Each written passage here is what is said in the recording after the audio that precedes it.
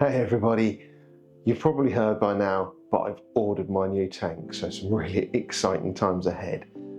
In preparation for setting up this new tank and thinking about some of the equipment I wanted to put in, kind of got me reflecting on things I might have done differently if I'd set this Reefer 250 up again.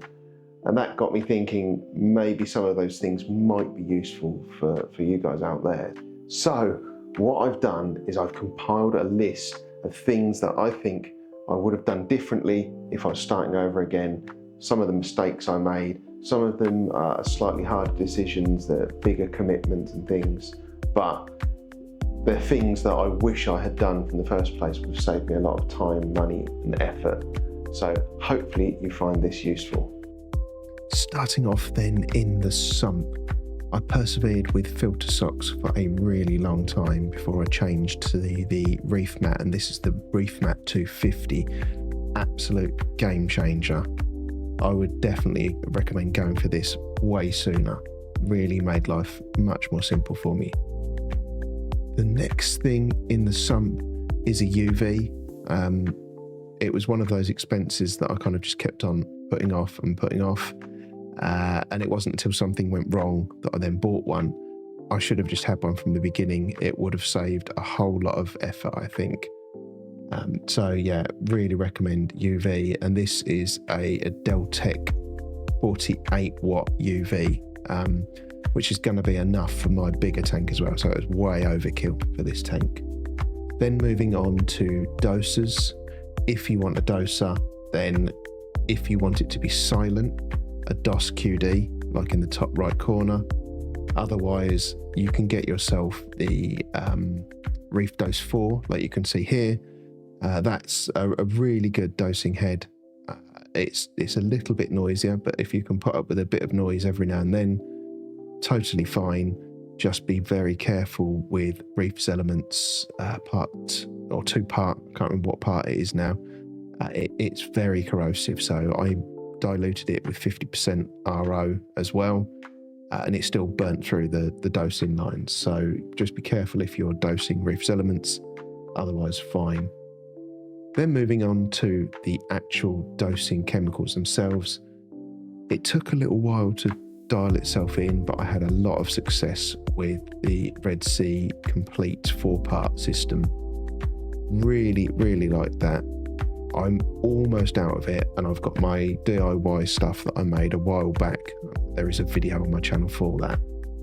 I will be moving over to that, because if that's as effective and everything points to it should be, then it will be way cheaper, 10 times cheaper or something, I think. So running that will be the route I go. Then I think one of the last things in the sump will be ozone. So I added ozone to this tank. It ran for about a week, and then my ORP hasn't dropped low enough to need to use it again since then.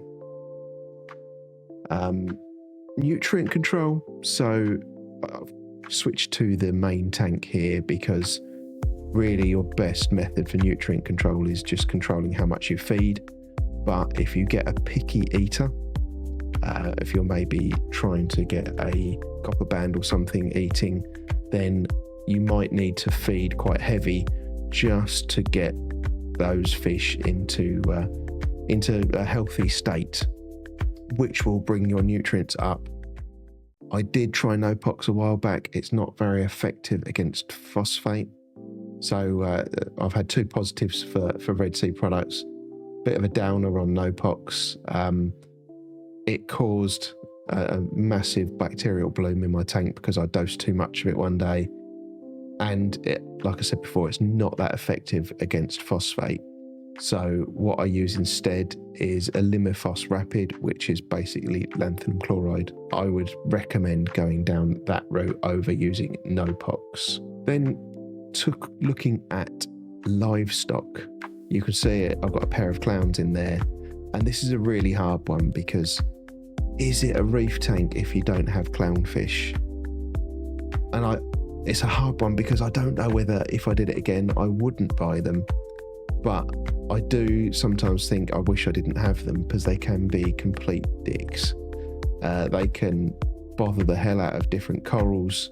Lost quite a few different coral where they just wouldn't leave it alone, and they can get a bit aggressive with other fish every now and then.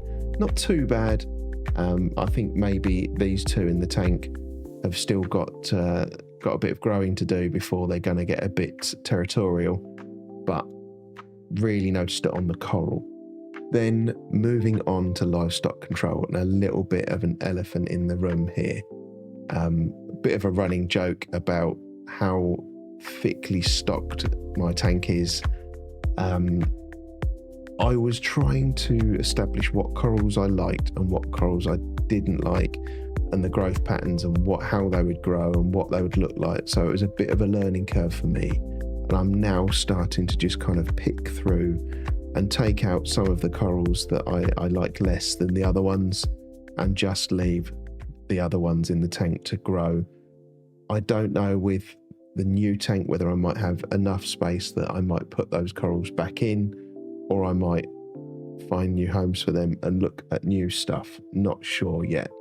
But I do kind of regret going as heavy as I did with the stocking, because it made it a little bit of a nightmare to do anything in the tank, and now they're growing really well.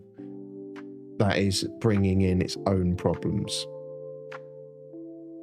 So on to the penultimate one now, which is rock. And because of my heavy coral, I have a lot of rock in there because I needed the space to stick the coral on. I bought some of the Carib Sea Life rock, I think it's called. As with pretty much everyone that buys that, I had a massive hair algae issue in the tank. Happy to say that we're kind of past that point now. But I also, as controversial as it is, think that live rock is actually a really great tool here. Now, I know there's some controversy about how it used to be farmed and dynamite and the damage it did to the reefs and everything, but I think they've become a lot more sustainable in the way they're harvesting it now. So it's actually really beneficial for your tank. It has some great bacteria in it, but I think it also has better bacteria holding capability than the man-made rock. When you pick it up, it's far more porous. So that higher price per kilo isn't quite so bad when you factor in the fact that the rock is lighter.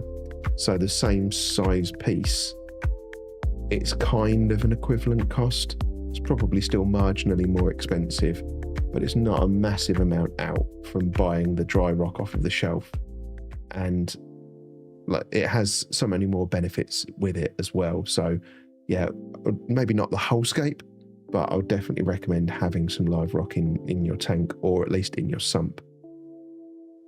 And then on to the very last one, and that is lighting. I spent way too long fighting all sorts of different problems, not realising that actually most of my issues were insufficient lighting. So I didn't really realise this until I bought the Stratton.